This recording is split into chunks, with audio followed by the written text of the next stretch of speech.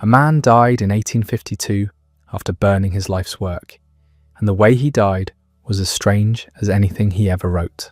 Nikolai Gogol spent his final days tied to a bed while doctors covered him with leeches and dumped ice water over his head. 9 days after destroying the manuscript he'd worked on for years, he was gone. This is the story of how a Ukrainian landowner's son became Russia's most influential satirist, then descended into religious mania that consumed him from within. The village of Velikie Sorochintsy in 1809 was the kind of place where reality and folklore blurred together. Ukrainian Cossack traditions mixed with Polish influences, and the Gogol family existed in that strange middle ground between peasant and gentry. Vasily Gogol-Yanovsky owned land, but not much. He wrote poetry and plays in Ukrainian, staging amateur theatricals that the young Nikolai absorbed like oxygen. His mother Maria came from Polish nobility, though her family status had declined. What she lacked in wealth she compensated for, with imagination so vivid it bordered on delusion. Maria called her son Nikola, a hybrid of Russian and Ukrainian that matched everything about his upbringing. The family spoke both languages interchangeably. They weren't quite Russian, weren't quite Ukrainian, weren't quite gentry, weren't quite common. This in-betweenness would define Gogol's entire existence. The household was large and chaotic. Nikolai wasn't the eldest, and the social dynamics taught him early about hierarchies and status anxieties. His father's theatrical productions gave him his first taste of performance. By age 5, he was helping stage plays in his uncle's home theatre, watching adults transform into characters, learning that identity was something you could put on and take off like a costume. Then came 1819. Nikolai's younger brother Ivan, his closest companion, died suddenly during summer vacation. The cause remains unknown. Plague, fever, one of the countless illnesses that killed children in those years. Nikolai was 10 years old, and the death carved something permanent into his psyche. He became obsessed with mortality, convinced that death could strike at any moment, arbitrarily, without reason or warning. This fear never left him. 40 years later, it would drive him to refuse food and medicine, accelerating his own demise. Maria's response to Ivan's death intensified her existing religiosity into something approaching mania. She needed to believe her son's death had meaning. That divine purpose governed everything. Her grip on reality, already loose, weakened further.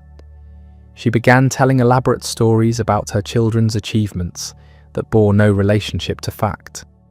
After Gogol's death, she would give interviews claiming he'd invented the steam engine and designed Russia's entire railroad network. She wasn't lying exactly. She genuinely believed these things, or convinced herself she did. Truth and fantasy occupied the same space in her mind. Growing up in this environment taught Gogol that reality was negotiable. Facts mattered less than the stories you told about them. This would become the foundation of his literary method, the blending of realistic detail with surreal impossibility that made his work unlike anything written before. In 1820, age 11, Gogol left for the Gymnasium of Higher Sciences in Nedzin. The school was prestigious, or tried to be. It attracted sons of minor gentry, hoping education might elevate their status. Gogol would spend 8 years there, and he hated nearly every minute. His classmates called him the mysterious dwarf. He was short, awkward, with a long, prominent nose that became a source of endless mockery. His physical appearance made him a target, and he responded by becoming secretive, defensive, impossible to know. He formed maybe 2 or 3 genuine friendships during those 8 years. Everyone else he kept at a distance through biting sarcasm and deliberate obscurity. But in the school's theatrical productions, something changed. Put him on stage, give him a character to inhabit, and the awkward boy disappeared. He had an uncanny gift for mimicry, for capturing the mannerisms and speech patterns of others. Playing comic old men and women, he made audiences howl with laughter. The same students who mocked him in class came to rely on his performances for entertainment. This split would define him. In real life, he was isolated, anxious, unable to connect. On stage or on the page, he could be anyone. The mask was where he felt most himself. His academic performance was mediocre at best. He had no interest in mathematics or science. Languages bored him. What he cared about was observation, studying people, noting how they moved and spoke, and revealed themselves in tiny gestures. He contributed prose and poetry to a school magazine, early experiments that showed promise but little more. What developed during these years was a dark, secretive disposition marked by painful self-consciousness and boundless ambition. He knew he was destined for something, though he couldn't articulate what. The certainty coexisted with crippling insecurity. He was simultaneously convinced of his genius and terrified he was nothing. He also developed a talent that would serve him throughout his career. He could read his own work aloud with such dramatic flair that mediocre passages became riveting. This gift for performance made him consider acting as a profession, though he ultimately decided writing offered a better path to the immortality he craved. In 1828, at age 19, Gogol left Nazin for St. Petersburg with vague but grandiose plans. He was going to become famous. He was going to achieve literary glory. He had no connections, no money beyond a small allowance, and no realistic understanding of how the literary world actually worked. What he did have was a romantic poem he'd written about German pastoral life. The poem was called Hans Kuckelgarten. Gogol published it at his own expense under the pseudonym Full Alof. He waited for the acclaim that would surely follow. Instead, the work was savaged by every critic who bothered to notice it. The reviews were brutal, mocking the poem's sentimentality and amateurish construction. No one had a single positive word. Gogol's response revealed everything about his psychology. He bought up every copy he could find and burned them. All of them. He swore never to write poetry again. Then he seriously considered emigrating to the United States to escape the humiliation. This pattern of dramatic self-destruction in response to criticism would repeat throughout his life, culminating in the final burning that destroyed his masterpiece. He couldn't tolerate failure. He couldn't accept that his vision might be flawed. Better to destroy the evidence than live with the judgment. But he didn't emigrate. He stayed in St. Petersburg and took a job in the civil service, the default career path for educated men without connections or wealth. In 1829, he began working in the Department of State Economy and Public Buildings, a section of the Ministry of Internal Affairs that managed exactly the kind of bureaucratic tedium that crushes souls. The work was mind-numbing, copying documents, filing reports, attending to petty administrative details that served no apparent purpose. The hierarchy was rigid, the atmosphere suffocating. Junior clerks like Gogol were treated as barely human, their individuality erased by the machinery of government. Promotions came through patronage and seniority, not merit. The whole system seemed designed to reward mediocrity and punish initiative. From 1830, he transferred to the Department of Estates, which was somehow even worse. But the experience gave him something invaluable. He was observing Russian bureaucracy from the inside, seeing its absurdities and cruelties firsthand.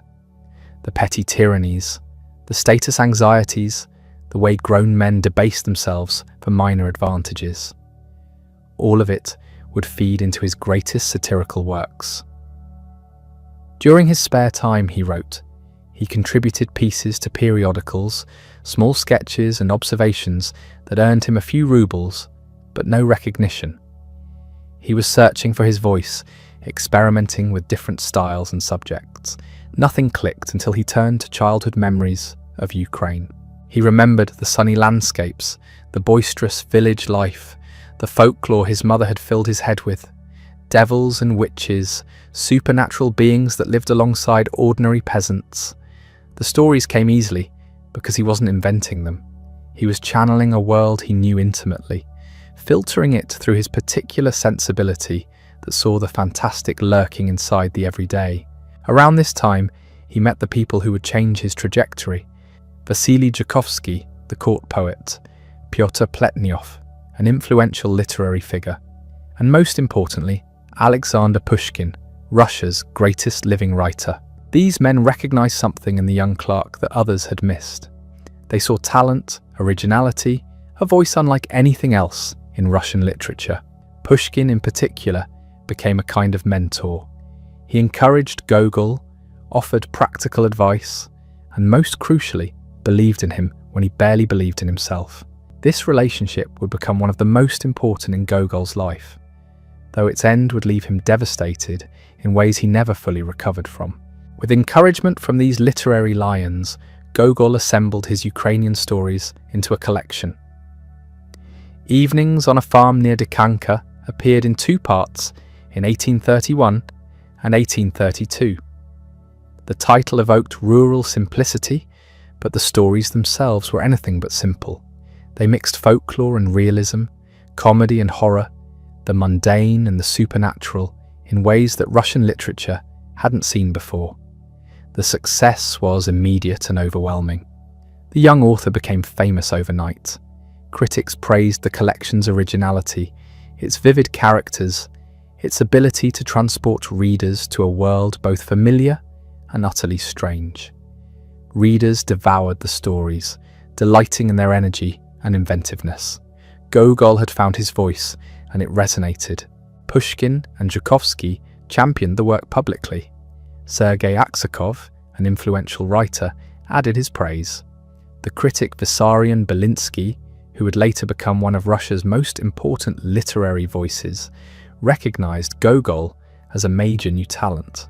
Suddenly, the awkward clerk who'd burned his first book in shame was a celebrated author. But celebrity didn't bring happiness. Gogol had achieved the recognition he'd craved, yet he felt empty. The acclaim fed his ambition without satisfying it. He wanted more. He wanted to be more than a writer of Ukrainian folk tales. He wanted to be taken seriously as an intellectual, a thinker, a man of importance. This desire led to one of the most embarrassing episodes of his career.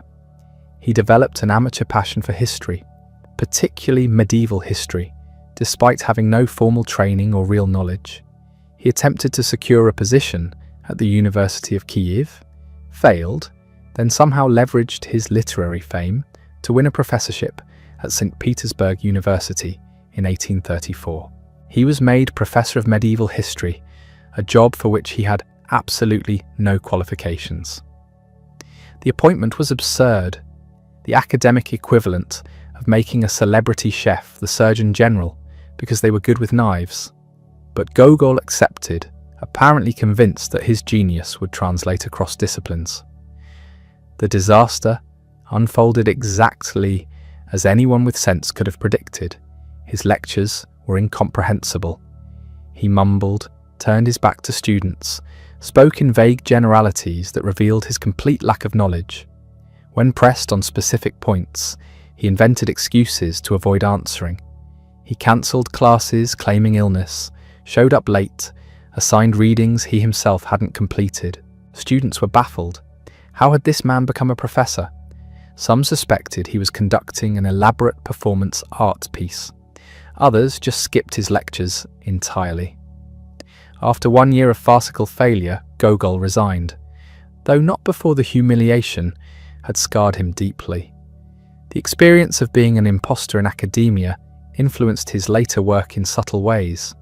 His characters often pretend to be something they're not, inhabit roles they haven't earned, navigate social situations through deception and bluff, and Gogol understood fraudulence from the inside because he'd lived it. Despite this setback, his literary career was accelerating. In 1835, he published two crucial collections that showed his range expanding beyond Ukrainian folklore.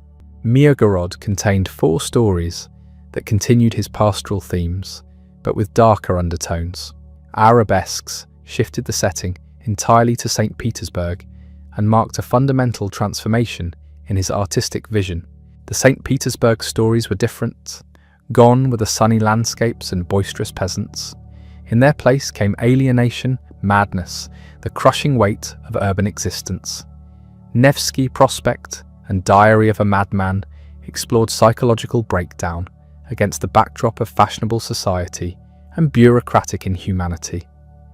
These weren't folk tales, they were dissections of modern life's soul-destroying mechanisms. The Nose appeared in 1836, and it remains one of the strangest stories ever written. A nose, that's the protagonist. It detaches from the face of a mid-level bureaucrat named Kovalev and starts living its own life, walking around St. Petersburg dressed in a uniform of higher rank than its former owner. Kovalev wakes up one morning, looks in the mirror, and where his nose should be, there's just flat, smooth skin. Meanwhile, the nose is attending church, visiting shops, conducting itself with an air of superiority that Kovalev himself never possessed. The absurdity is total. When Kovalev finally confronts his nose, it refuses to acknowledge him, claiming not to recognize this noseless man. The nose has a higher social standing now. Why would it return to being mere flesh on someone's face when it could be its own person, respected, saluted by inferiors? Critics have spent nearly 2 centuries trying to explain what the story means.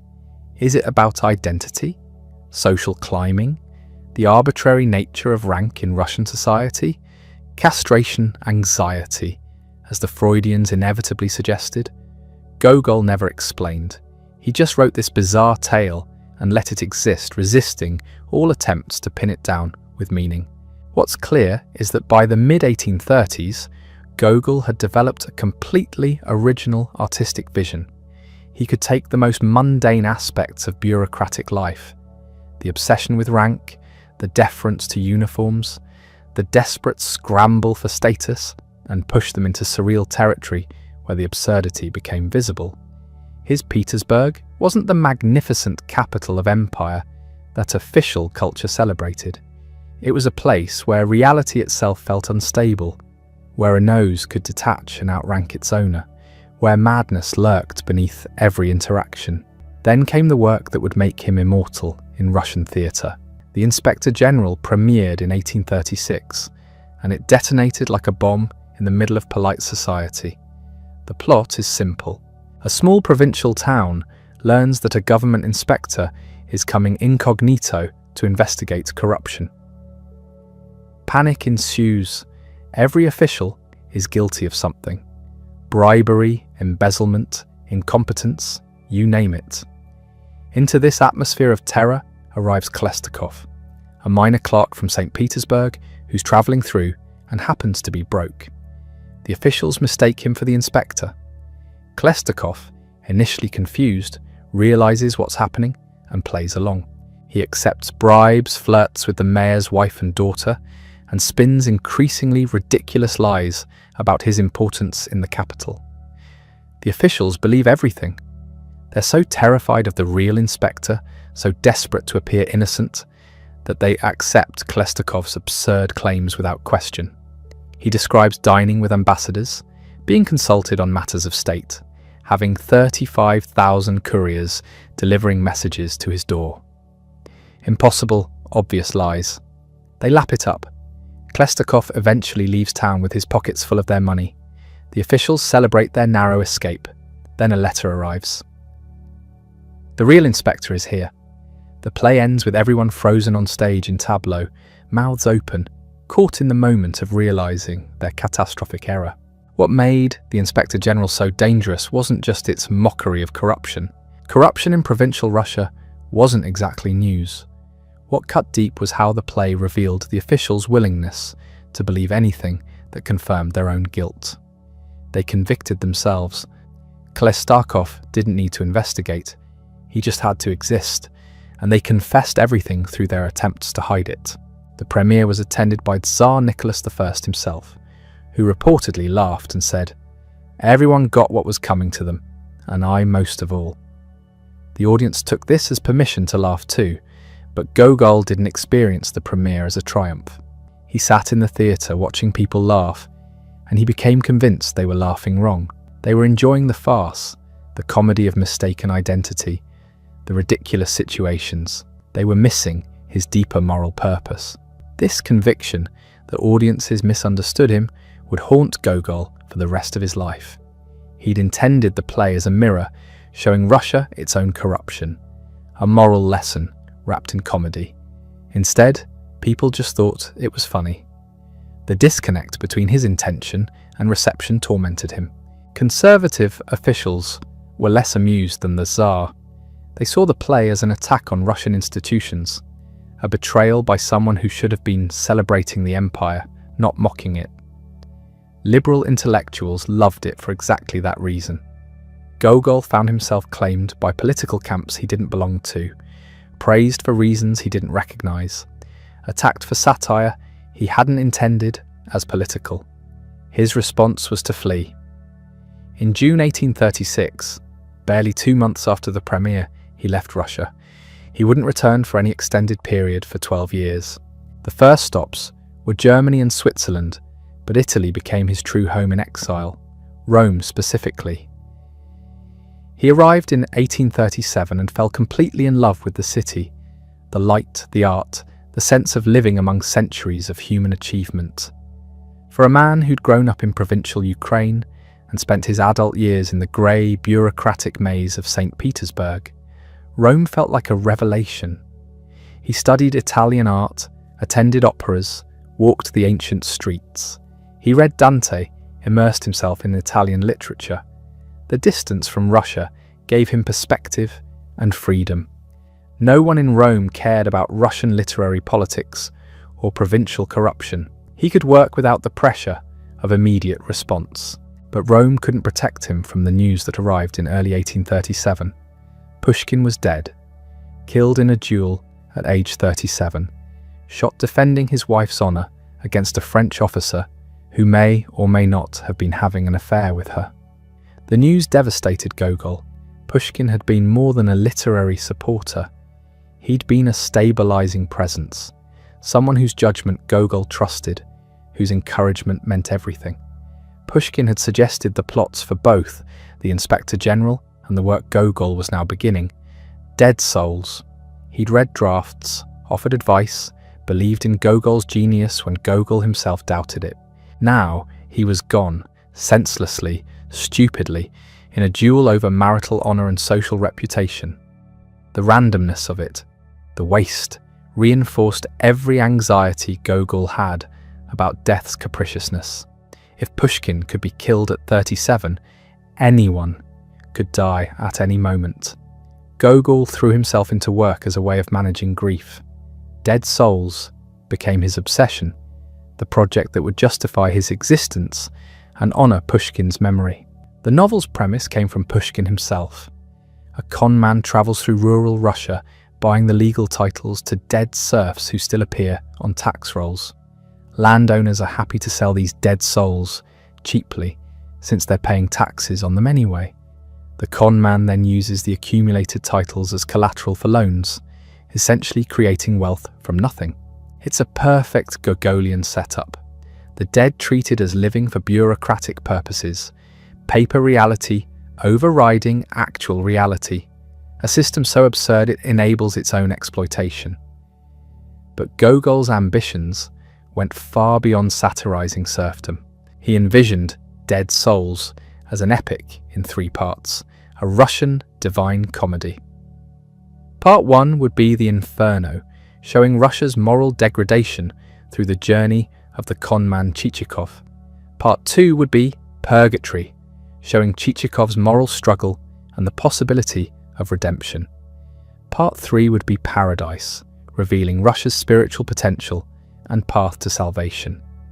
This wasn't just a novel. This was going to be a holy mission.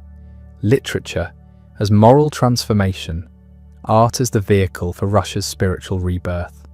Gogol was taking on responsibilities that might have crushed someone more psychologically stable. He certainly wasn't equipped for them. The writing went slowly. He worked in Rome, then travelled to Paris, back to Rome, to Vienna. The manuscript accompanied him everywhere. He revised obsessively, rewrote entire sections, agonised over every sentence. By 1841, he had a complete draft of Part 1. He returned to Russia briefly to oversee its publication, then fled back to Rome almost immediately. Dead Souls appeared in 1842 and was recognized immediately as a masterpiece. Critics compared it to Dante, to Cervantes, to the greatest works of European literature. The reading public devoured it. Everyone saw themselves reflected in Gogol's gallery of grotesques, the landowner's Chichikov visits on his journey, each representing a different form of spiritual death. There's Manilov, who lives in clouds of sentimental fantasy, accomplishing nothing while congratulating himself on his refined sensibility. Korobochka, the obsessive hoarder who can't see beyond immediate material accumulation. Nozdryov, the compulsive liar and gambler. Sobakovich, the brutal materialist who sees everything in terms of weight and price. Plyushkin, the miser who's descended into complete squalor despite owning vast estates, hoarding worthless trash while his serfs starve. These weren't just characters.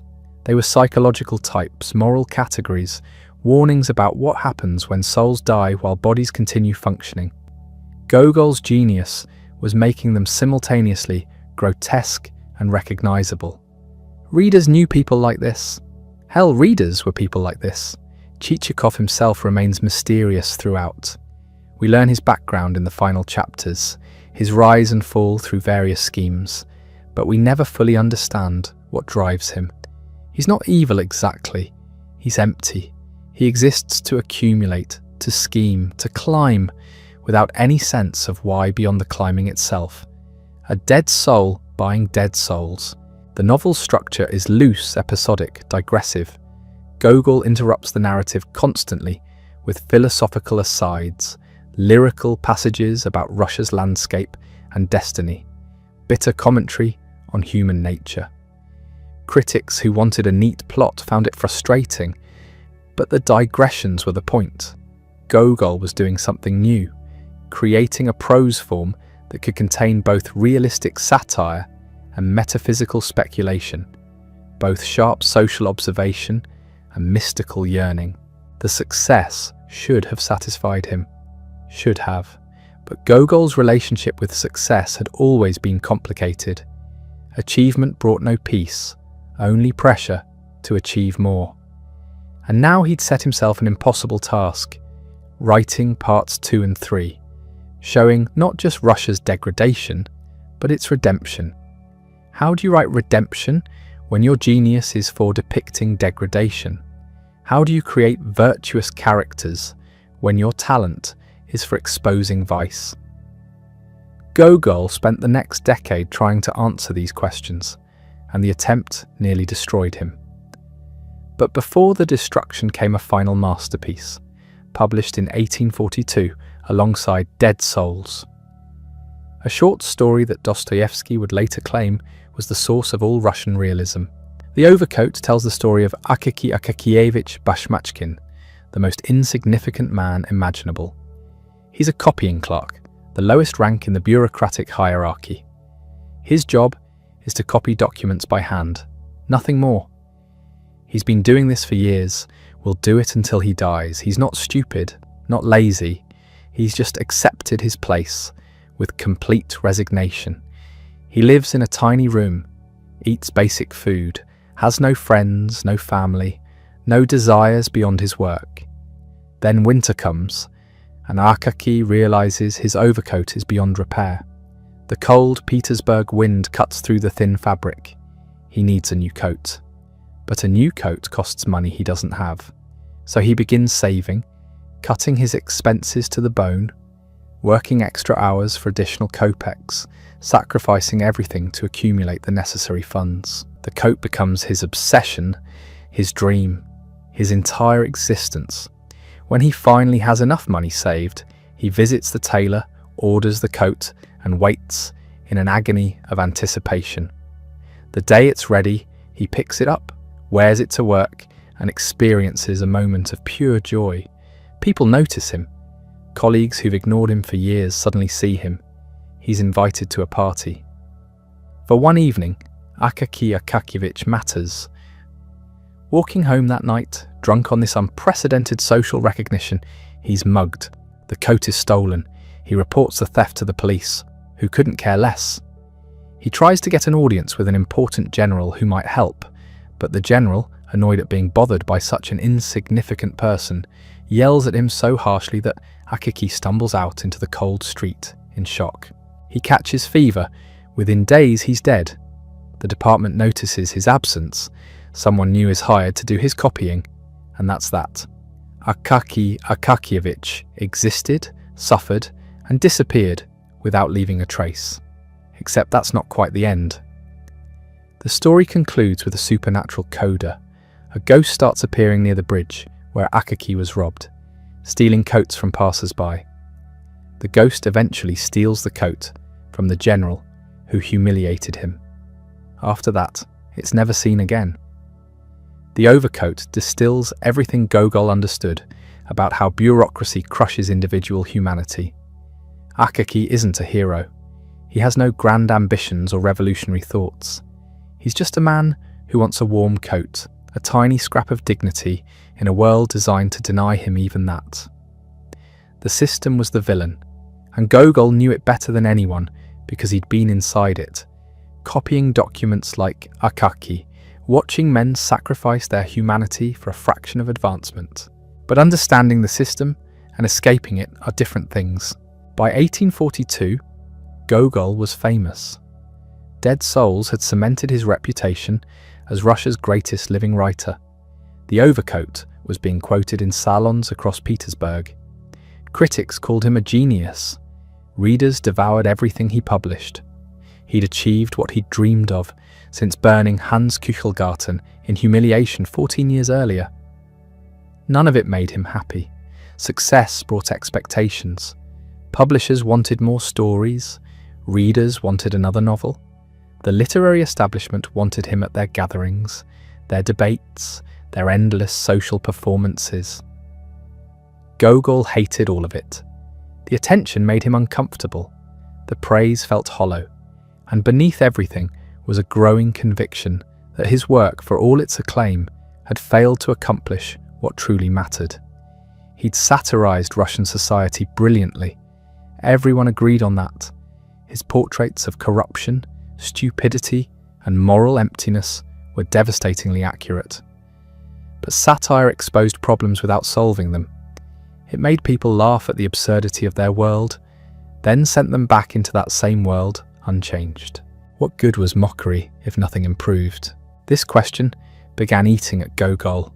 He'd spent years perfecting the art of showing Russians how ridiculous their society was. Now he wondered if he'd wasted his talent on something ultimately pointless. The laughter he'd generated felt increasingly like a form of complicity, a way of acknowledging problems while avoiding the harder work of fixing them.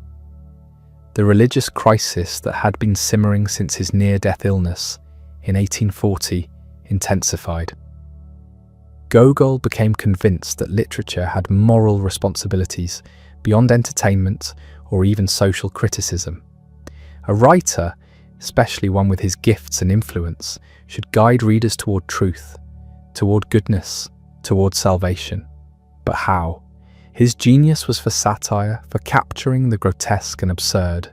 When he tried to write positive characters, virtuous people, living righteous lives, the results were wooden and unconvincing. The rogues in Dead Souls practically leapt off the page with their vivid awfulness. The few attempts at depicting goodness felt like cardboard cutouts mouthing platitudes. This created an impossible dilemma. His talent worked in one direction, exposing vice and folly. His conscience demanded he work in the opposite direction, illuminating virtue and truth. Every attempt to reconcile these opposing forces left him frustrated and doubting his worth as both an artist and a moral being. The solution, he decided, was to complete Dead Souls as originally conceived. Remember, he'd always planned it as a 3-part work modelled on Dante's Divine Comedy. Part 1, already published, was the Inferno, showing the hell of Russian spiritual corruption through Chichikov's scheme to buy dead serfs. Part 2 would be Purgatorio, showing characters beginning their moral redemption. Part 3 would be Paradiso, presenting a vision of Russia transformed and purified. It was an audacious plan, perhaps too audacious, Dante had the advantage of working within established Christian cosmology. Heaven, hell, and purgatory were clearly defined territories with known rules. Gogol was trying to map spiritual geography onto contemporary Russian society to show not just punishment and reward in the afterlife, but transformation in this life. The work consumed him. He retreated from Petersburg society, spending most of his time abroad, primarily in Rome. Italy became his refuge, a place where he could escape Russian winters, Russian bureaucracy, Russian expectations. Rome especially captivated him, with its layers of history, its artistic treasures, its different quality of light. But even in Rome, he couldn't escape himself. Letters from this period reveal a man struggling with every sentence. Writing had once flowed naturally.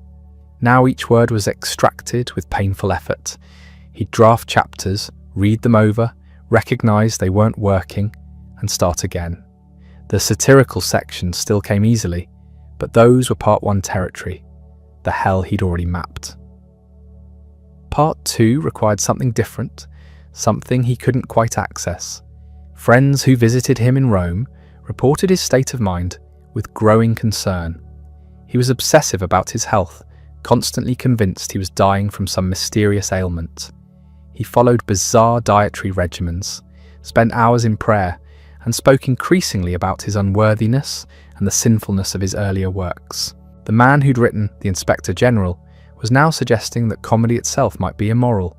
In 1845, something snapped. Gogol burned the manuscript of Part 2. 4 years of work, hundreds of pages, reduced to ash in his fireplace. The act was deliberate, not accidental. He invited a friend to witness it, wanted someone to see what he was doing and understand that it was a choice, not a moment of madness. Why? His explanation was that the work wasn't good enough, that it failed to achieve what he'd set out to do. The characters, meant to show moral improvement, came across as preachy and false. The Russia he was trying to imagine, one moving towards spiritual health, felt like wishful thinking disconnected from reality. But there was more to it than artistic dissatisfaction. Burning the manuscript was an act of self-punishment, a purification ritual. If his earlier satirical works had contributed to Russia's moral confusion by making people laugh at vice without showing them virtue, then this failed attempt to correct that error only compounded his guilt.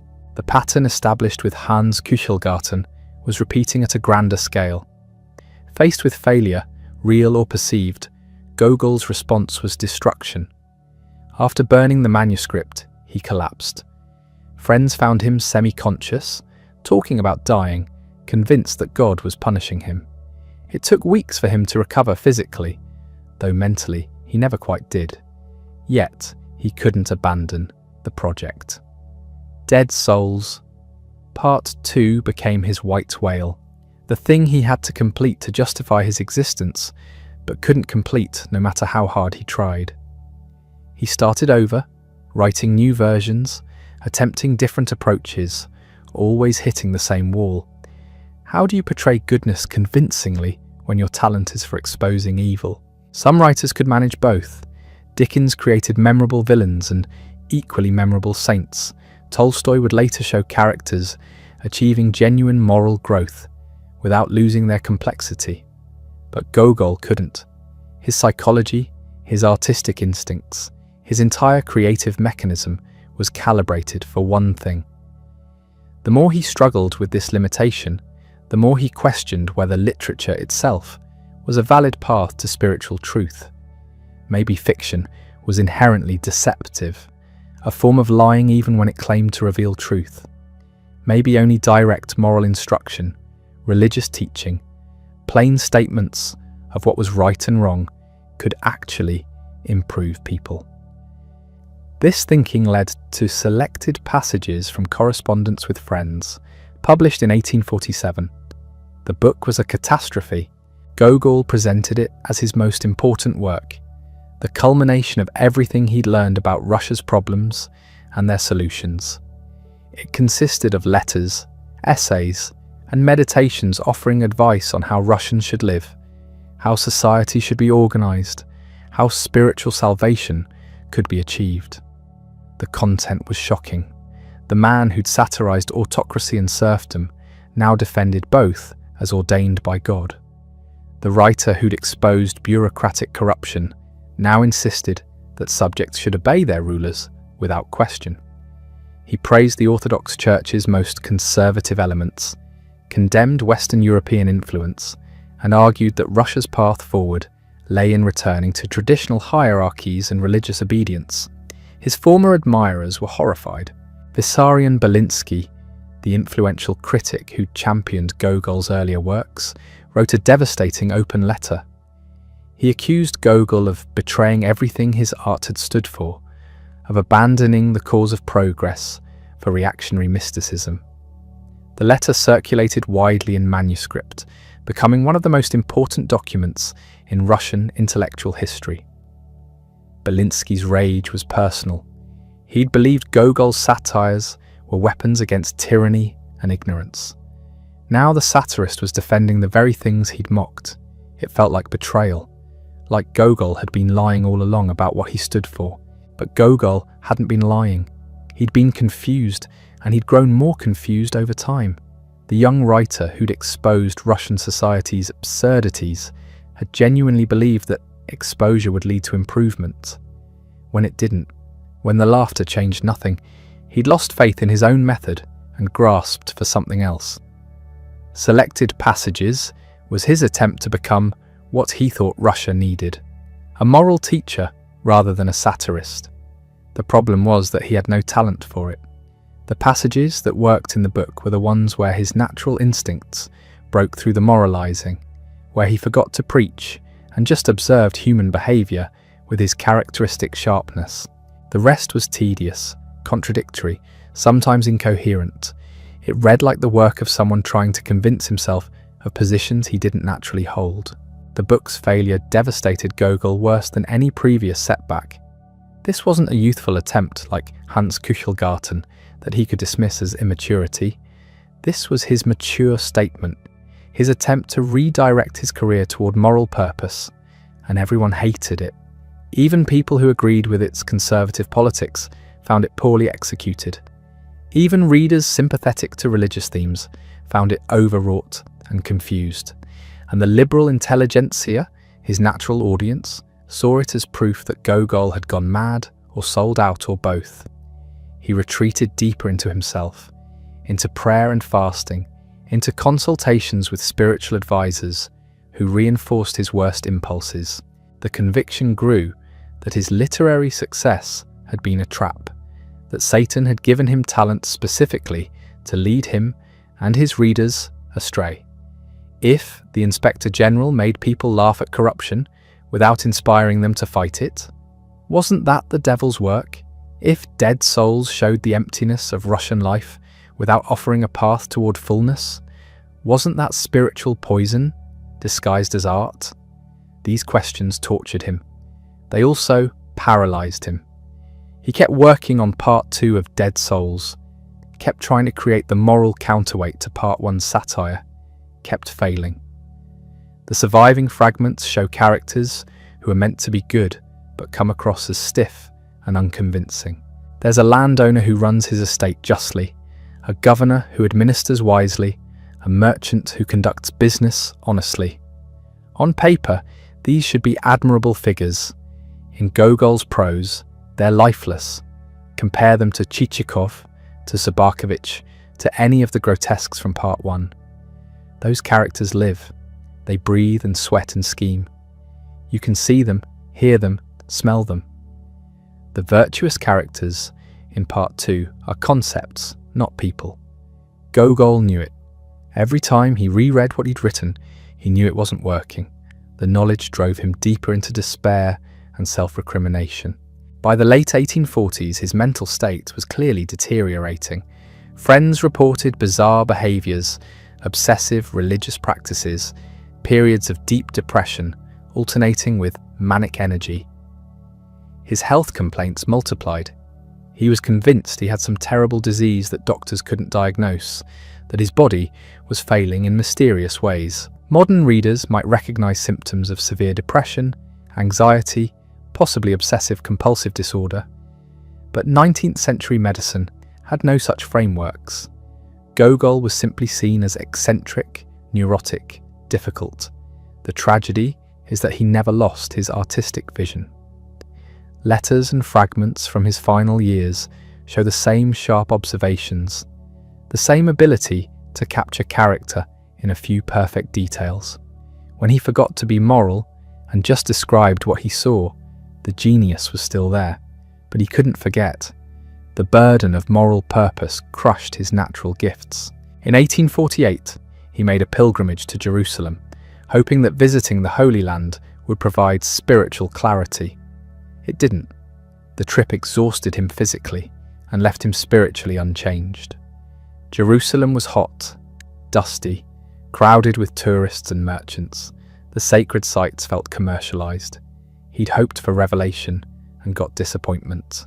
Returning to Russia, he settled in Moscow and devoted himself entirely to completing part 2 of Dead Souls. It had to be finished. It had to work. His salvation, Russia's salvation, depended on it. Then he met Father Matvey Konstantinovsky. Father Konstantinovsky wasn't just a spiritual advisor. He was a fundamentalist who saw the modern world as Satan's playground and literature as one of its most dangerous toys. To him, Gogol's fame was evidence of corruption, not achievement. The fact that thousands of people had read and loved his works proved they were spiritually poisonous. If they'd been truly holy, the masses would have rejected them. This logic appealed to something broken in Gogol. He'd always felt unworthy of his success, always suspected that his talent came from a dark source. Konstantinovsky confirmed these fears and gave them theological weight. "Your writing isn't just bad for you," the priest explained. "It's bad for Russia. It's bad for souls. Every person who laughs at your satire, instead of weeping for their sins, moves further from God." The priest prescribed a spiritual regimen that would destroy what remained of Gogol's creative life. Constant prayer, severe fasting, renunciation of worldly things, especially artistic pride, reading only religious texts, and most important, abandoning the sinful project of Dead Souls Part 2. Gogol tried to resist. He explained that Part 2 was meant to show the path to redemption, that it would balance the darkness of Part 1 with light. Konstantinovsky wasn't convinced. The very attempt to create moral examples through fiction was prideful. Who was Gogol to presume he could teach virtue? Only God could transform hearts. Literature was just human vanity dressed in pretty words. Other friends tried to intervene. They could see what was happening, could see Konstantinovsky's influence driving Gogol toward collapse. But by this point, Gogol trusted the priest more than anyone else. His closest friends from earlier years had drifted away or been pushed away. The people who remained were either enablers of his religious mania or too intimidated to challenge it. Count Alexander Tolstoy, a distant relative of the more famous Leo, tried reasoning with him. Gogol had known the Count for years, had stayed at his estate, had trusted his judgment. But when Tolstoy urged him to eat properly, to rest, to stop punishing himself, Gogol heard Satan's voice using a friend's mouth. The work on Part 2 became torture. Every morning he'd sit at his desk with the manuscript pages in front of him. He'd read what he'd written, find it inadequate, and spiral into despair. Then he'd pray for hours, begging God to guide his pen.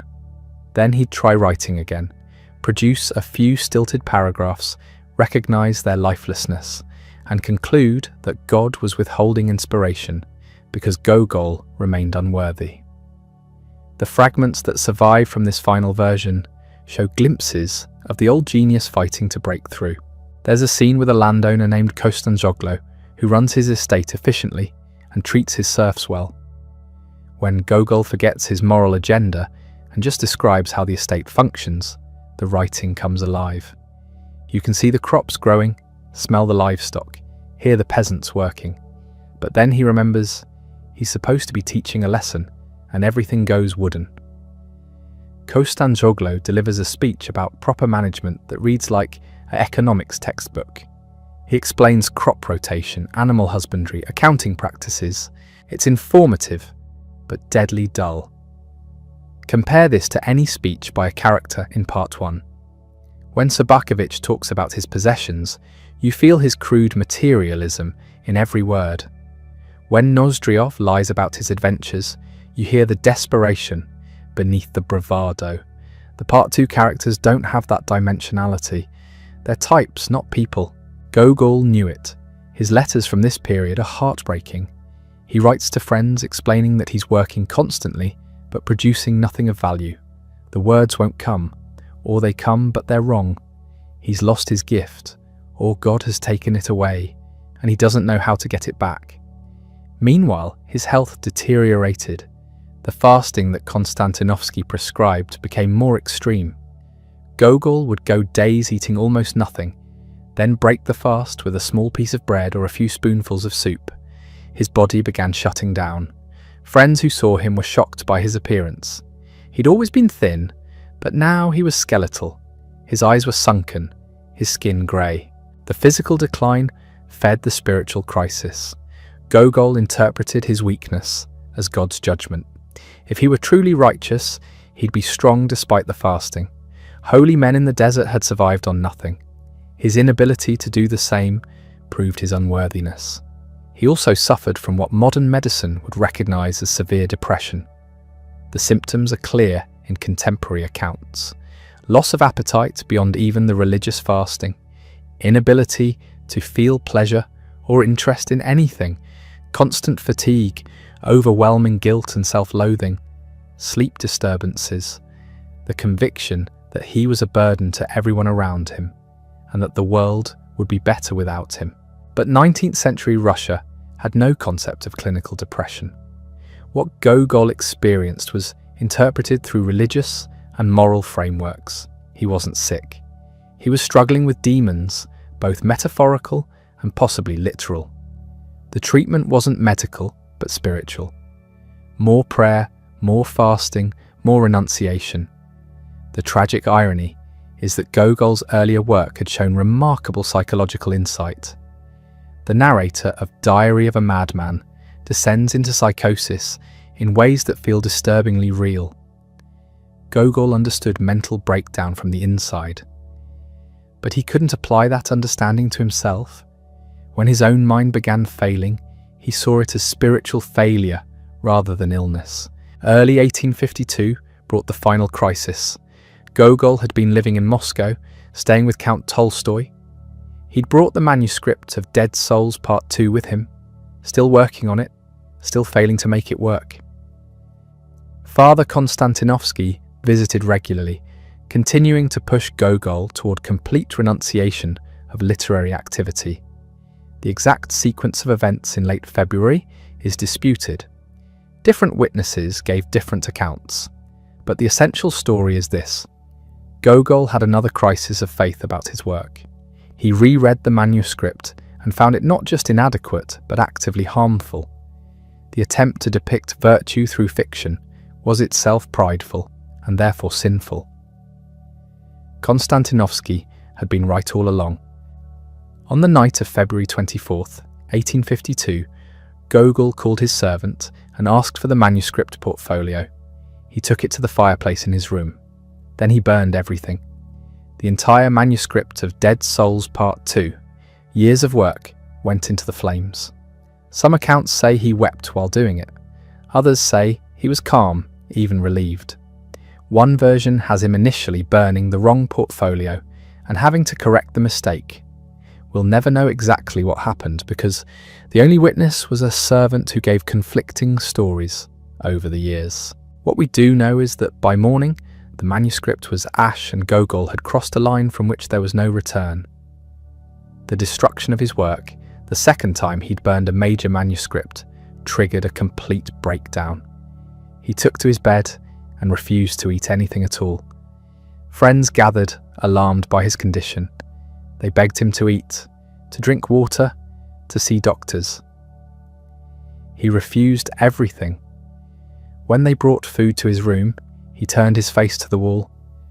When they tried to force him, he became agitated. He needed to fast.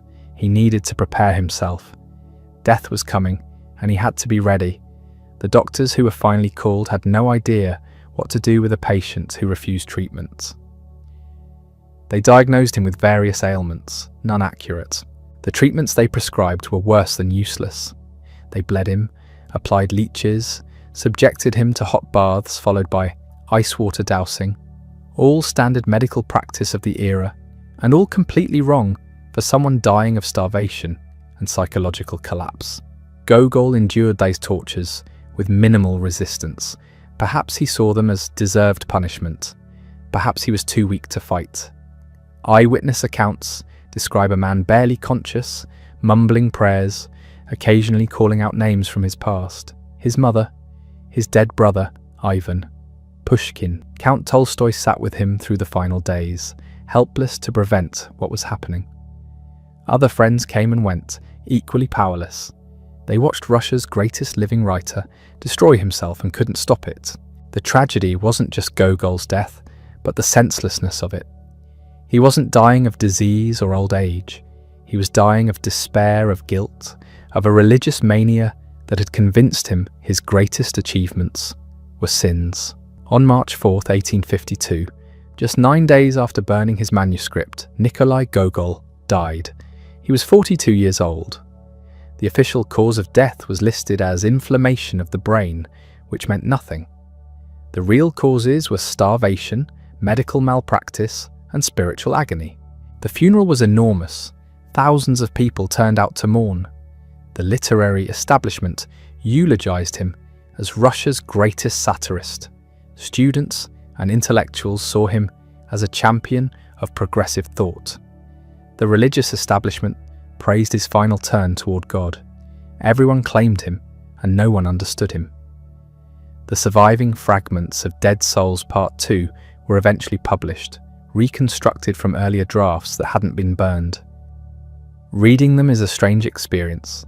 You can see what Gogol was trying to do, can glimpse moments where the old magic almost returns, and can feel the weight of expectation crushing the life out of the prose. There's a character named Murazov, a wealthy merchant who's also genuinely good. He makes his money honestly, treats his employees fairly, uses his wealth to help others. On paper, he should be inspiring. On the page, he's a cipher. Gogol couldn't make goodness interesting because he'd lost the ability to observe it clearly. He was trying to create an ideal rather than a person, and ideals don't breathe. The irony is savage. Gogol's genius lay in showing human beings as they actually are, flawed and ridiculous, and sometimes terrible, but undeniably alive. When he tried to show them as they should be, everything went dead. The moral purpose he thought would redeem his work actually destroyed it. And the greater irony, the one that would have tortured Gogol if he'd lived to see it, is that his satirical works did more to improve Russian society than any moral treatise could have. The Inspector General made corruption harder to ignore. The overcoat made readers see the humanity in people they'd previously overlooked. Dead Souls. Part 1 captured something essential about Russian life that no amount of religious instruction could match. The works he thought were sinful were actually his greatest moral achievements. The work he thought would be redemptive was stillborn. This creates an impossible situation. If you're a writer whose entire identity rests on your ability to create, and you become convinced that creating is itself sinful, what's left? Gogol's final years weren't just about religious mania. They were about the collision between two incompatible versions of himself. The artist who'd given Russia some of its greatest literature, and the penitent who believed that very literature had damned his soul. His friends watched this deterioration with growing alarm. They'd seen him struggle before, seen the cycles of depression and renewal. But this was different.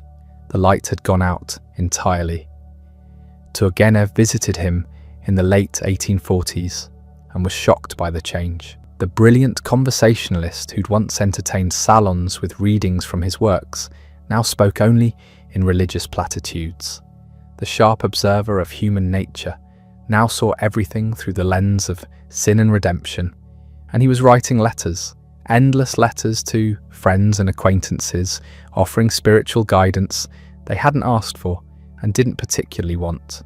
These letters would become selected passages from correspondence with friends, published in 1847, and they would destroy what remained of his reputation among the progressive intellectuals who championed his work.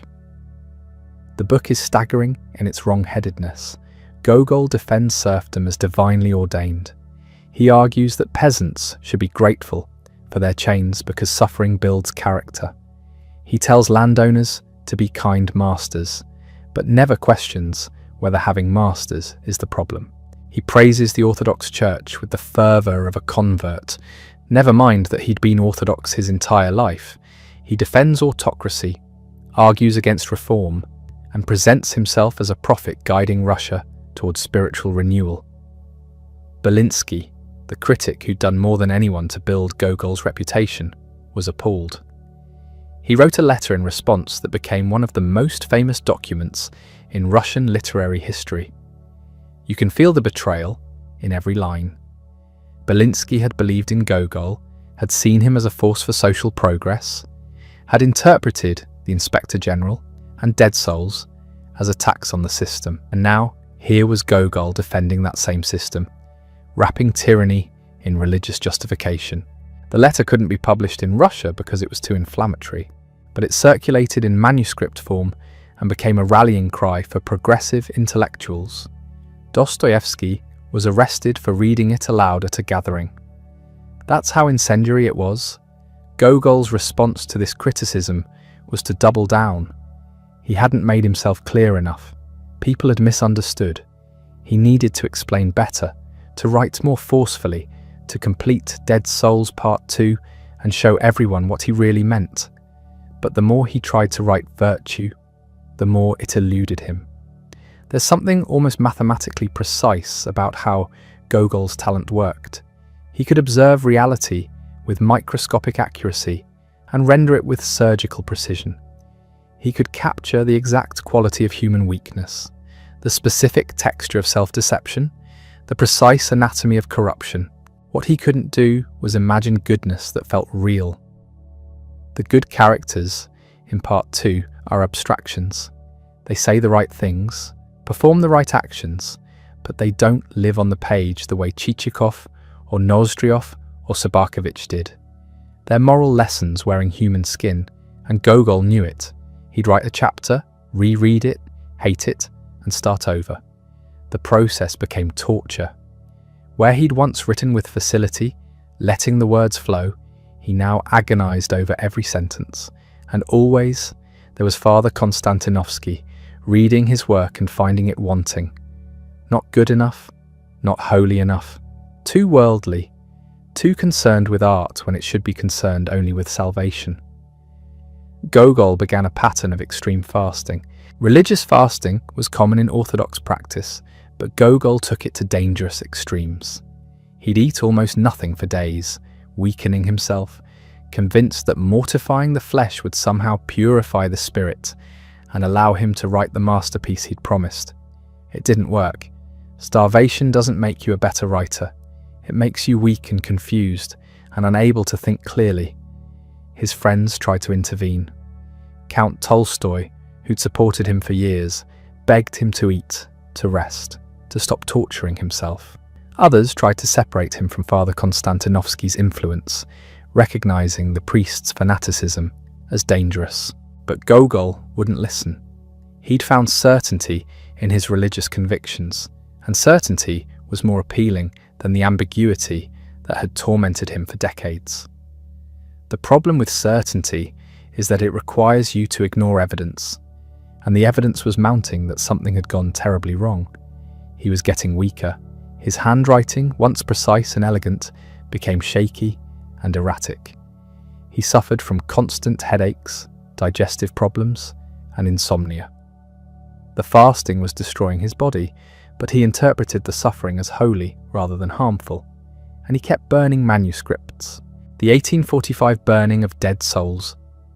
Part 2 wasn't the last time. He'd write chapters, decide they were worthless, and destroy them. Then he'd start over, write more, and burn those too. The cycle repeated with increasing frequency. Each burning was a small suicide. He was killing the work, and by extension, killing the part of himself that created it. By early 1852, Gogol had essentially stopped eating entirely. He'd broken through normal fasting into something closer to deliberate starvation. His friends were terrified, but he insisted he was following God's will. Father Konstantinovsky encouraged this. He told Gogol that his suffering was holy, that denying the flesh was the path to salvation, that the world's wisdom was foolishness before God. On the night of February 11th, 1852, Gogol made his final decision. He gathered his manuscripts, the latest version of Dead Souls Part 2, and he burned them. His servant tried to stop him. He begged Gogol to reconsider, to save the work. But Gogol's hands were steady as he fed page after page into the fire. When it was done, he collapsed, sobbing. He told his servant it had been a mistake, that the devil had tricked him. But the manuscripts were ash. There was no undoing it. This is where the story becomes almost unbearably sad. Because for the next 9 days, Gogol wanted to live. The death wish that had driven him to burn his work and starve himself suddenly reversed. He begged his friends to save him, to help him recover. But he'd gone too far. His body was shutting down from malnutrition, and the doctors, following the barbaric medical practices of 1852, made everything worse. They applied leeches to drain his blood. They dunked him in ice water to shock his system. They forced him into scalding baths. They did everything except give him food and rest, the only things that might have saved him. Gogol, weak and terrified, endured these treatments. He cried out for his mother, for his dead brother Ivan, for Pushkin. He prayed and begged and suffered. Count Tolstoy sat with him through those final days. He described a man caught between worlds, sometimes lucid enough to know he was dying, sometimes delirious, always in pain. Russia mourned its greatest satirist. Speeches praised his genius. Critics who'd attacked selected passages now eulogized him as a champion of truth.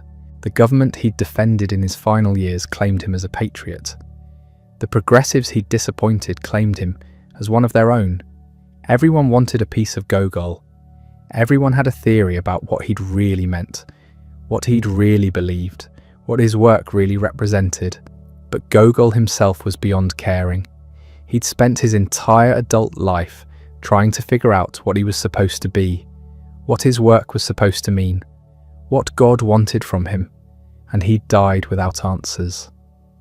The great irony is that his satirical works, the ones he'd come to see as sinful, did more good than any moral treatise could have.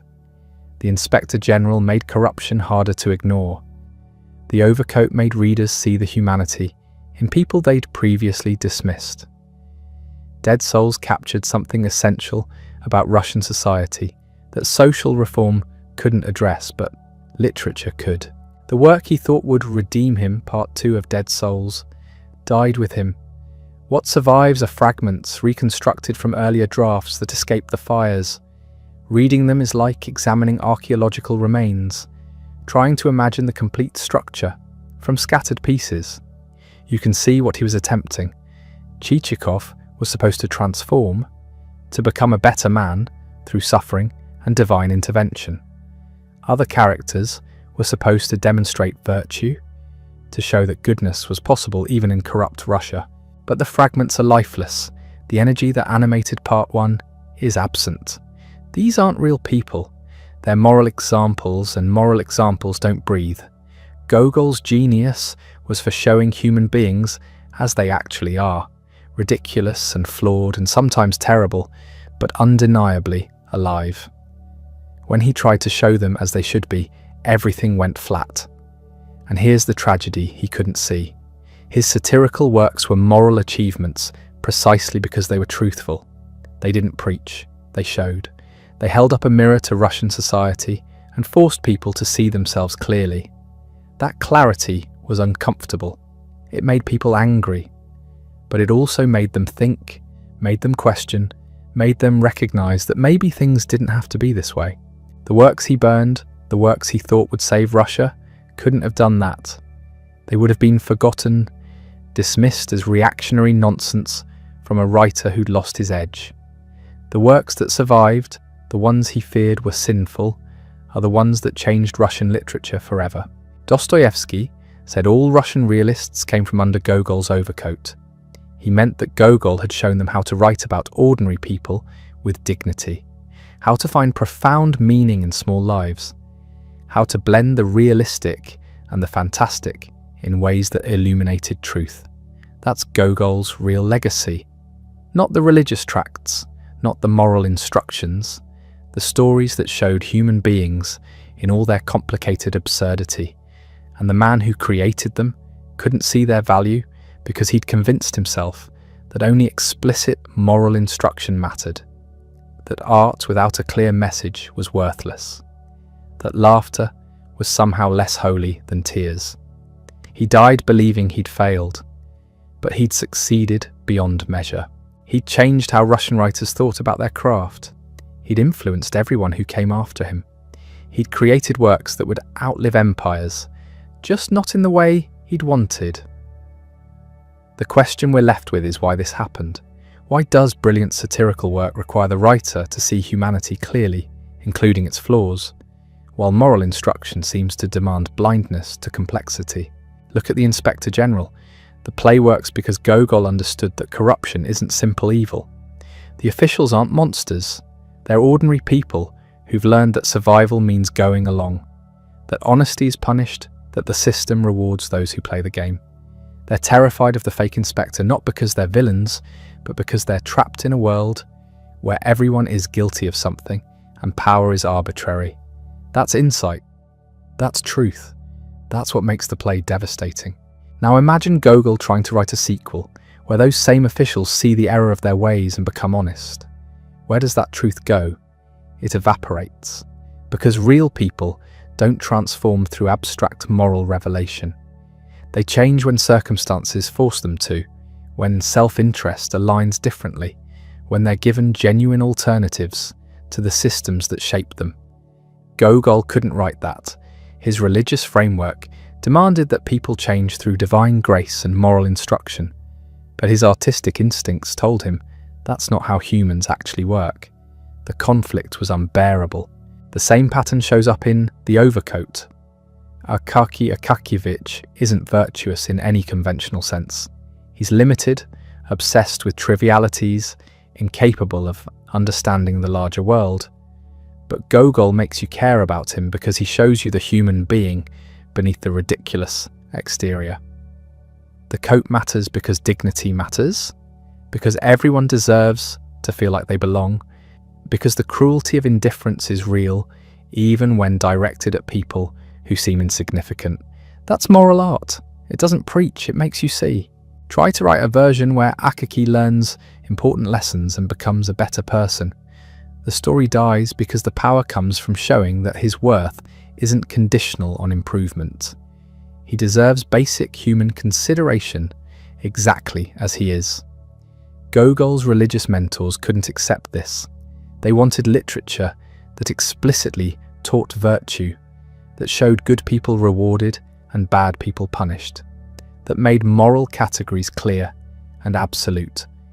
They wanted propaganda for salvation, and Gogol tried to give them what they wanted.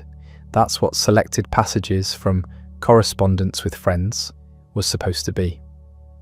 Explicit moral instruction, clear guidelines for Russian improvement, direct advocacy for the social order as divinely ordained. The book is unreadable now, not because the politics are reactionary, though they are, but because it's dead on the page. There's no life in it, no observation, no recognition of how humans actually think and feel and justify themselves. It's a manual written by someone who's forgotten what people are really like. The reaction was savage. Belinsky, who championed Gogol's earlier work, wrote a furious letter that's become more famous than the book it attacked. He accused Gogol of betraying everything his satires had stood for, of selling out to the forces he'd once exposed, of using his literary authority to defend oppression. Belinsky was right about the politics, but he missed something crucial. This wasn't cynical betrayal. This was Gogol genuinely trying to become the moral teacher he thought God wanted him to be. He believed every word. He thought this was his true calling and that his satirical works had been a distraction from his real purpose. The failure broke him. If he couldn't succeed as a moral instructor, if even his explicit attempts to teach virtue fell flat, what did that say about his spiritual state? What did it mean about his relationship with God? This drove him back to Dead Souls Part 2 with renewed desperation. He had to make it work. He had to prove that art could redeem, that literature could save souls, that he personally could fulfill the mission he believed God had assigned him. But every draft revealed the same problem. His virtuous characters were wooden. His reformed sinners were unconvincing. The energy that made Part 1 crackle was completely absent. He was trying to write against his own talent, forcing his gift into a mould it couldn't fit. The fragments that survive show a writer at war with himself. There are moments where the old Gogol breaks through, where a character comes alive through some perfectly observed detail or absurd situation. Then the moral framework reasserts itself and everything goes flat again. Reading these fragments is like watching someone slowly suffocate.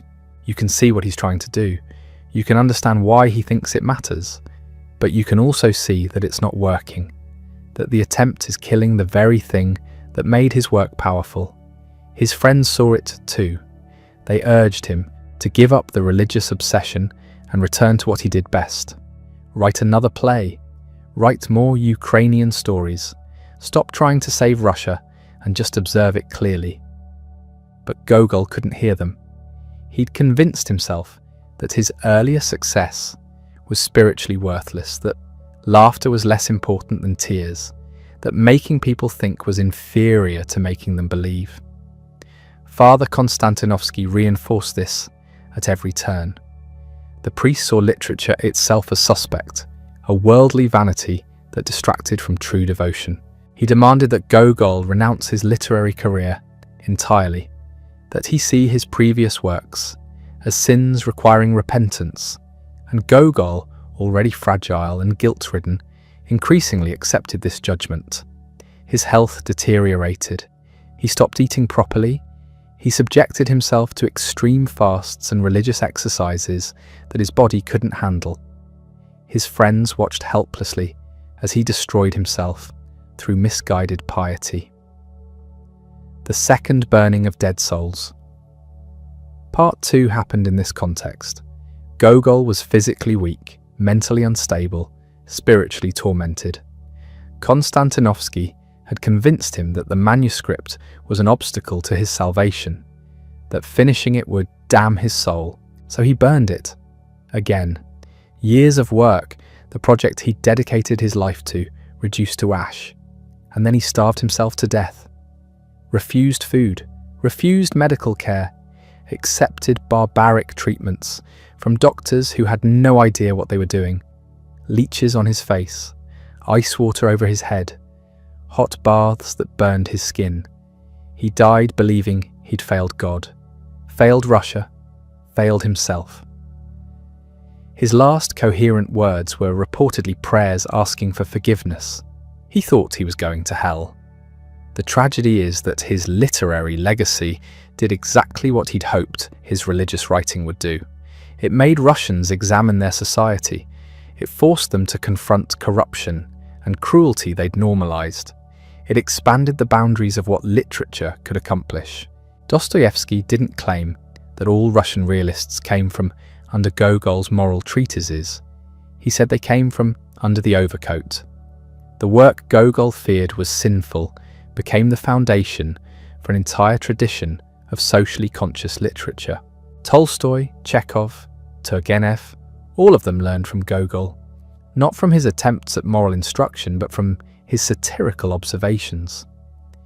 They learned that you could take ordinary people seriously, that you could find profound meaning in small lives, that comedy and tragedy weren't opposites, but different angles on the same human experience. The Inspector General is still performed.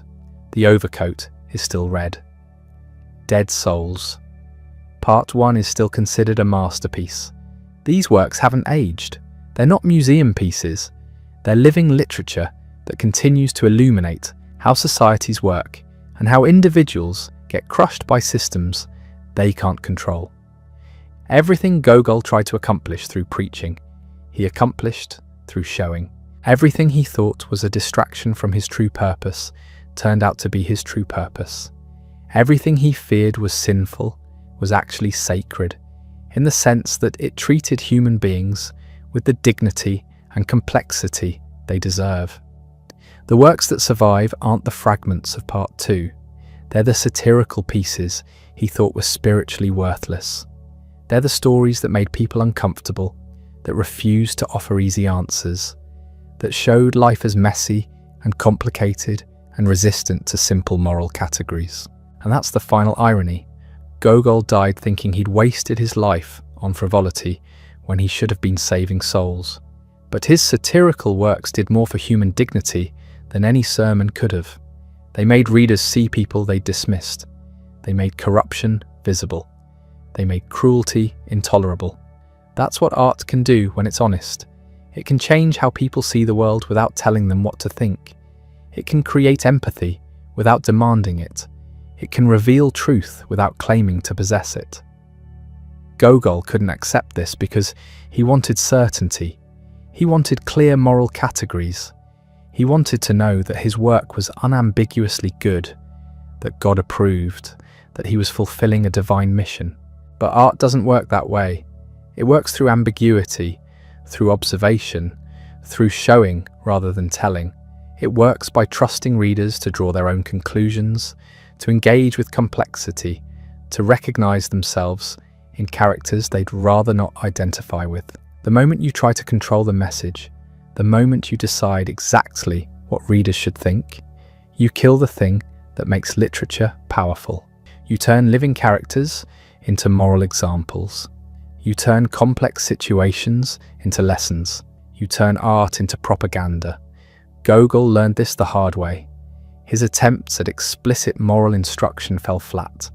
His masterpieces, the ones that refused to preach, changed Russian literature forever. The tragedy is that he never understood what he'd accomplished. He died convinced he'd failed when he'd actually succeeded beyond measure. The question becomes, what do we do with this?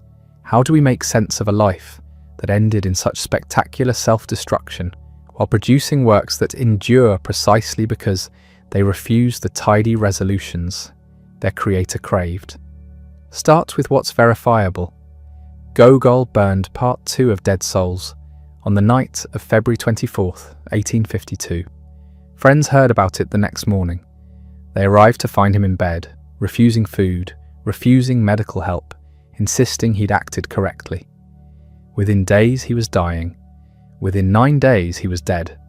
The doctors tried everything: leeches, ice water baths, hot water immersions. They tied him down to prevent him from removing the leeches. They forced treatments on a man too weak to resist. Whether these interventions hastened his death or simply tormented his final days is impossible to determine. What's certain is that Gogol's body gave out while his mind cycled between lucidity and delirium. During the coherent moments, he apparently expressed no regret about burning the manuscript. He'd done what Father Konstantinovsky demanded. He'd destroyed the sinful work. Now he was ready to die. This is where most accounts end. Gogol, the tortured genius, destroyed by religious mania and creative paralysis, dying in agony after burning his masterpiece. It's dramatic. It's tragic. It confirms everything we want to believe about the relationship between art and suffering. But consider the alternative reading. What if burning Part 2 wasn't madness but clarity? What if Gogol understood something about his work that took literary critics another century to articulate? He'd spent a decade trying to write virtuous characters. Every attempt failed. The pages that survive from part 2 show exactly why. The reformed Chichikov is wooden. The noble landowner is unconvincing. The moral examples read like cardboard cutouts compared to the vibrant scoundrels of part 1. Gogol knew this. His letters admit it. He couldn't create good characters because goodness, when rendered explicitly, becomes boring. Virtue described directly loses its power. The moment you try to demonstrate moral superiority through fiction, you kill the fiction. So maybe the burning wasn't capitulation to Father Konstantinovsky's fanaticism. Maybe it was recognition that the project was impossible, that the divine comedy structure he'd envisioned couldn't work in prose, that his attempt to redeem Russia through positive examples was fundamentally misconceived. If that's the case, then the burning was a creative decision, not a religious breakdown. A painful acknowledgement that he'd spent 10 years pursuing the wrong goal, that his real gift lay elsewhere, that trying to be a moral teacher had destroyed his ability to be an artist. This doesn't make the act less tragic, it makes it more so, because it means Gogol understood what he was doing. He wasn't mad, he was making a choice, destroying what didn't work rather than releasing something he knew was inferior to his earlier achievements. The problem is we can't know. The manuscript is gone. The 4 surviving chapters aren't enough to judge the whole. We're left with speculation about a work that exists only as absence. What we do have is the earlier work, the Inspector General, the Overcoat, Dead Souls, Part 1, Diary of a Madman, The Nose. These survived because Gogol never seriously considered destroying them. They existed in the world. They'd been published. They'd influenced other writers. You can't unwrite what's already been read. And here's what those works demonstrate. Gogol's genius wasn't for moral instruction. It was for showing people in all their complexity without telling you what to think about them. His characters are simultaneously sympathetic and ridiculous, tragic and absurd, worthy of pity and contempt. Take the mayor in the Inspector General. He's corrupt, incompetent, cowardly. He exploits his position shamelessly. But he's also desperate, anxious, trying to maintain order in a system that's fundamentally broken. The play doesn't excuse his behaviour. It doesn't condemn him either. It shows him as he is and lets you draw conclusions. Or Akaki Akakievich in The Overcoat. He's pathetic. His obsession with the coat is out of proportion. His inability to assert himself is frustrating. But he's also trying to maintain dignity in circumstances designed to strip it away. His suffering is real, even if his goals seem trivial. This refusal to simplify, to reduce characters to moral examples, is what made Gogol's work revolutionary. Russian literature before him tended toward types: the noble peasant, the corrupt official, the virtuous maiden. Characters existed to illustrate moral points. Gogol created individuals, people who contradicted themselves, who wanted contradictory things, who couldn't be reduced to single qualities. His officials aren't just corrupt, they're also fearful, ambitious, petty, occasionally kind, capable of genuine affection for their families while exploiting everyone else. This complexity is why the works endure. They resist simple interpretations. Every generation finds something new in them because they're not delivering predetermined messages. They're presenting situations that remain morally ambiguous no matter how many times you analyze them. Should we pity Akaki Akakievich or be frustrated by his passivity? Both. Is the mayor in the Inspector General a villain or a victim? Both. Is Chichikov in Dead Souls a clever entrepreneur or a parasitic fraud? Both. The questions don't have final answers because the characters are constructed to resist finality. They're like real people in that way. You can understand them better with a repeated observation, but you never completely figure them out. Gogol couldn't accept this. He wanted his work to have clear moral purpose. He wanted readers to become better people through reading him. He wanted literature to be a tool for spiritual improvement. But his actual achievement was different. His work made readers see the world differently. Not because it told them what to think, but because it showed them things they hadn't noticed. The small humiliations of bureaucratic life, the way power corrupts through tiny daily compromises, the desperation of people trying to maintain status in a system designed to keep them down. These observations changed Russian literature permanently. After Gogol, you couldn't write about officials without acknowledging their humanity. You couldn't portray poverty without recognizing its psychological effects. You couldn't treat social climbing as simple villainy. The tradition of socially conscious Russian literature, the tradition that produced Dostoevsky and Tolstoy and Chekhov, comes directly from Gogol. Not from his moral treatises, but from his satirical observations, from his ability to show how systems crush individuals, from his refusal to make suffering noble or poverty picturesque. That's the legacy. Not the burned manuscripts, or the religious crisis, or the bizarre death. The works that survived and changed what literature could do. Gogol died thinking he'd failed. He wanted to save Russia's soul. He wanted to create moral examples that would inspire virtue. He wanted to be a teacher rather than an entertainer. Instead, he created works that revealed how society actually functioned. That showed the gap between official ideology and lived experience. That demonstrated how ordinary people suffered under systems they couldn't control. That's more valuable than any sermon. That's what survives when the preaching is forgotten. The final irony is perfect. Everything Gogol tried to accomplish through explicit moral instruction, he accomplished through satirical observation. Everything he thought was his real work turned out to be preliminary. Everything he feared was sinful became the foundation for a literary tradition. He couldn't see it because he was too close, too consumed by religious anxiety, too convinced that literature needed to serve a higher purpose than showing life as it actually was.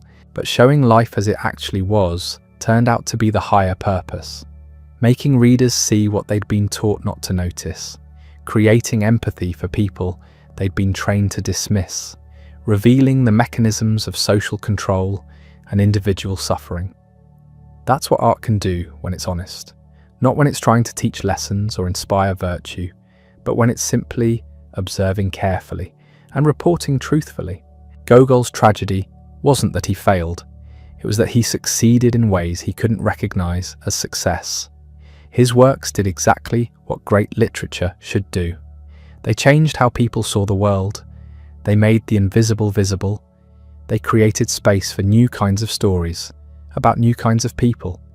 And they did all of this not by preaching, but by showing. Not by telling readers what to think, but by presenting situations complex enough to sustain multiple interpretations, not by simplifying, but by revealing complexity. That's the lesson. Not the one Gogol thought he was teaching, but the one his work actually teaches. Truth isn't simple. People aren't simple. Society isn't simple. And literature that pretends otherwise isn't literature at all. It's propaganda, or it's wishful thinking, or it's moral instruction masquerading as art. Real art trusts readers to handle complexity. It presents life without reducing it to lessons. It shows people in all their contradictions without demanding that you judge them in predetermined ways. Gogol created that kind of art, then spent the last decade of his life trying to create something else, something simpler, something with clear moral purpose. It didn't work because it couldn't work, because his genius was for complexity, not simplicity, for observation, not instruction, for showing, not telling. The works that survive prove it. They're still read not because they teach clear lessons, but because they refuse to. They're still relevant not because they simplify, but because they complicate. They're still powerful, not because they resolve, but because they reveal. That's what makes them literature rather than propaganda. That's what makes them art rather than preaching. That's what makes them survive when so much else from the same era has been forgotten. Gogol couldn't accept what he'd accomplished. He died convinced he'd wasted his life on frivolity, but the frivolity turned out to be the substance. The diversions turned out to be the destination. The works he thought distracted from his true purpose turned out to be his true purpose. The man who died tied to a bed in 1852 left behind a puzzle that Russia is still trying to solve. Not the puzzle of who he was exactly, but the puzzle of why someone so brilliant at showing truth couldn't recognize it in his own work. Here's what we know for certain. Gogol wrote to the Inspector General, Dead Souls Part 1, The Overcoat, and a handful of other works that permanently altered Russian literature. Then he spent a decade trying to write something else, something he considered more important, and failed. Then he burned what he'd written and starved himself to death. The standard interpretation treats this as tragedy, genius destroyed by religious mania, artist crushed by impossible expectations, writer paralyzed by the gap between ambition and ability. All of that's true, but it misses something crucial. Gogol's final years weren't just about failure. They were about the collision between two incompatible ideas about what literature should do. One idea said literature should observe reality carefully and present it honestly, trusting readers to draw their own conclusions. The other said literature should guide readers toward moral improvement through explicit instruction. Gogol believed the second idea. His actual work demonstrated the first. This isn't a contradiction. He could have resolved through better thinking or clearer writing.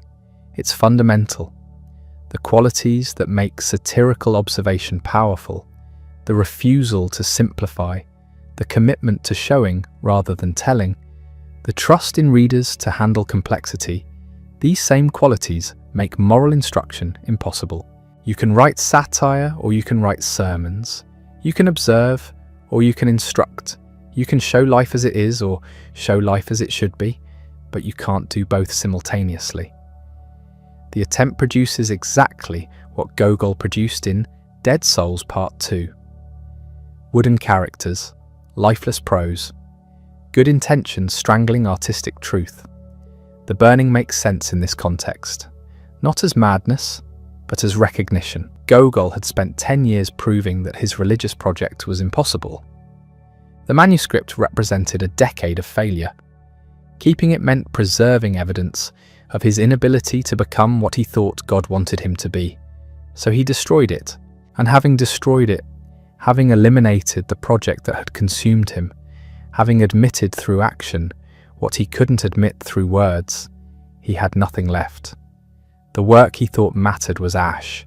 The work that actually mattered, he'd come to see as sinful. What does someone do in that position? Where do you go when you've convinced yourself that your greatest achievements are your greatest failures? Gogol's answer was to stop eating, to refuse medical care, to accept barbaric treatments without resistance, to die. It took 9 days. 9 days of leeches and ice water and hot baths. 9 days of friends begging him to eat. 9 days of doctors making everything worse while thinking they were helping. 9 days of physical agony compounding spiritual despair. And at the end of those 9 days, Russia's greatest satirist was dead at 42, convinced he'd failed God and wasted his talent. The funeral drew thousands. The eulogies praised his genius. Critics who'd savaged selected passages now claimed him as a progressive hero. Conservatives who'd appreciated his final religious turn now celebrated him as a defender of traditional values. Everyone wanted to explain what Gogol had really meant, what he'd really believed, what his work really represented. But Gogol was beyond explaining. He'd spent his entire adult life trying to understand what he was supposed to be, and he died without answers. What he left behind was the work. Not the work he wanted to leave, but the work he actually created. The satires he feared were sinful. The observations he thought were distractions from his true purpose. The comedies that made people laugh when he wanted them to weep. And here's what happened to that work. It survived, it influenced, it changed things. Dostoevsky built his entire approach on Gogol's foundation. The psychological depth, the sympathy for the downtrodden, the understanding that small humiliations reveal larger truths. All of that comes from The Overcoat. Tolstoy learned from Gogol how to show social systems crushing individuals, how to present injustice without melodrama, how to make readers see what they'd been trained not to notice. Chekhov took Gogol's ability to blend comedy and tragedy, to find the absurd in the everyday and the profound in the trivial, and built an entirely new kind of drama from it. Every Russian writer who came after had to reckon with Gogol, not with his religious treatises or his moral instructions, but with his satirical observations, with his refusal to simplify, with his commitment to showing people as they actually were, rather than as they should be. That's the legacy, not what he intended, but what he accomplished despite his intentions. The works he thought would save Russia, the explicit moral instructions, the religious meditations, the attempts at portraying virtue, all of that's forgotten. Scholars study selected passages from correspondence with friends to understand Gogol's psychology, not because the book itself has literary value. The Fragments of Dead Souls. Part 2 get read as curiosities, evidence of what might have been, but nobody mistakes them for achievements.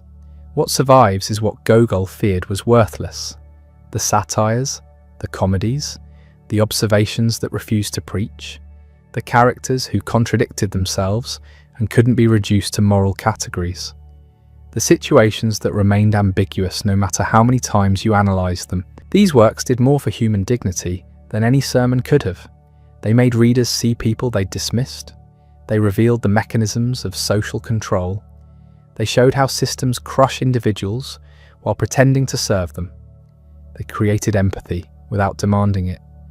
They changed how people saw the world without telling them what to think. That's what art can do when it's honest, when it trusts observation over instruction, when it shows rather than tells, when it presents complexity rather than simplifying it into lessons.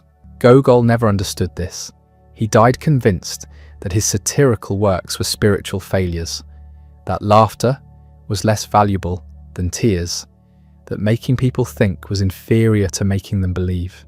But the work itself proves him wrong. The Inspector General is still performed because it reveals something true about power and corruption that remains relevant across centuries and cultures.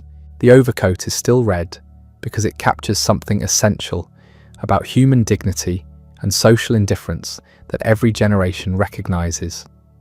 Dead Souls. Part 1 endures because its observations about spiritual emptiness and social pretension haven't aged at all. These works weren't distractions from Gogol's true purpose. They were his true purpose, whether he recognized it or not. The tragedy isn't that he failed to complete his religious project. The tragedy is that he never recognized the value of what he'd already accomplished. He spent his final decade trying to become someone he wasn't, trying to write works his talent couldn't produce, trying to serve a god who'd already given him exactly the gifts he needed. The satirical vision that made him great, the ability to observe without judging, to show without telling, to trust readers to handle complexity. This wasn't a lesser calling, it was the calling. The work he feared was sinful was actually sacred, in the sense that it treated human beings with the dignity and honesty they deserve. Everything he tried to accomplish through preaching, he accomplished through observation. Everything he thought was frivolous turned out to be fundamental. Everything he burned or wanted to burn survived anyway, carried forward by readers and writers who recognized its value even when its creator couldn't. The man died in 1852. The work lives on. And the distance between those two facts, between Gogol's self-assessment and literature's verdict, tells you everything you need to know about the difference between intention and achievement, between what artists think they're doing and what they actually accomplish. Gogol wanted to save Russia's soul. Instead, he gave Russia the tools to see itself clearly. That's not a failure. That's a different kind of success, more valuable and more lasting than the one he imagined. The Burning of Dead Souls. Part 2 destroyed a manuscript. It didn't destroy the legacy. The death in 1852 ended a life. It didn't end the influence. The man who thought he'd failed had actually succeeded beyond any measure he would have recognized. And that's the final lesson, the one Gogol himself never learned. Sometimes the work knows better than the artist. Sometimes achievement looks different from what you planned. Sometimes the greatest success is the one you can't see because you're too busy measuring yourself against an impossible standard you invented. Gogol set out to be a prophet. He became an observer. He wanted to teach virtue. He revealed vice. He tried to inspire moral transformation. He created psychological insight. None of that was what he intended. All of that was what literature needed, what Russia needed, what readers across 2 centuries have needed. The work survived because it was true. Not true to Gogol's intentions, but true to human experience. True to how societies actually function. True to how power actually operates. True to how individuals actually suffer under systems they can't control. That kind of truth doesn't age. It doesn't become obsolete. It doesn't stop being relevant when political systems change or religious frameworks shift. It endures because it's observational rather than ideological, descriptive rather than prescriptive, honest rather than wishful. Gogol died believing he'd wasted his talent on trivialities, but the trivialities were the substance, the observations were the achievement. The works he feared were failures changed literature permanently. 200 years later, we're still reading The Overcoat, still performing The Inspector General, still teaching Dead Souls Part 1, still learning from a writer who never understood what he'd accomplished. That's the real story. Not the burning or the death or the religious crisis. The story is that a brilliant observer convinced himself that observation wasn't enough, spent a decade trying to be something else, failed, and destroyed the evidence of his failure. While the evidence of his success, the satirical works he'd created before the crisis, continued doing exactly what great literature does, making people see, making them think, making them recognize truth even when it's uncomfortable. Gogol couldn't accept what he'd given the world because it didn't match what he thought the world needed. But the world knew better. It kept the satires, it learned from the observations, it built an entire literary tradition on the foundation Gogol had laid. The man who died tied to a bed in 1852 left behind works that are still alive in 2024. That's not the immortality he wanted, but it's the immortality that matters. Not because his name is remembered, but because his insights remain true, his observations remain relevant, his characters remain recognizable across centuries of social change. That's what survives when the preaching is forgotten. That's what endures when the moral instructions fade. That's what literature does when it's honest enough to show rather than tell, brave enough to observe rather than instruct, wise enough to trust readers with complexity rather than reducing everything to simple lessons. Gogol gave us that, not intentionally, not willingly, but completely. And for that, despite everything, despite the tragedy and the waste and the unnecessary suffering, we should be grateful.